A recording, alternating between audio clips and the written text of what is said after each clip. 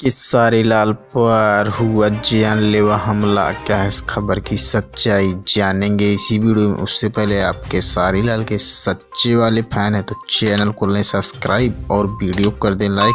चलते हैं खबर की ओर। तो आप लोग को बता दे भाई लोग, केसारी लाल इस समय लंदन में लाडला 2 फिल्म की शूटिंग में जुटे हुए हैं। इसी दौरान उन पे हुआ जानलेवा हमला।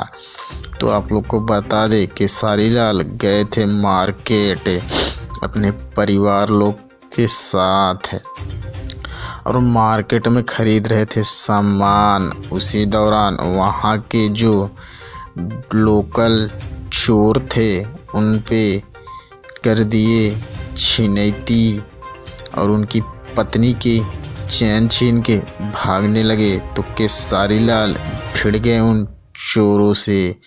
तो केसारी लाल पर उन्होंने धारदार हथियारों से कर दिया हमला। ये तो शुक्र रहा ज़्यादा उनको चोट नहीं आई और उनकी पत्नी भी है सुरक्षित।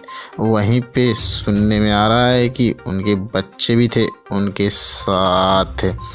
तो खबर निकल के आ रही है। तो इस समय केसारी लाल ठीक ठाक हैं और अपने पिक्चर की शूटिंग में जुटे हुए हैं। तो भगवान से यही प्रार्थना है कि उनके परिवार को और उनकी सुरक्षा करें। चलते हैं, धन्यवाद।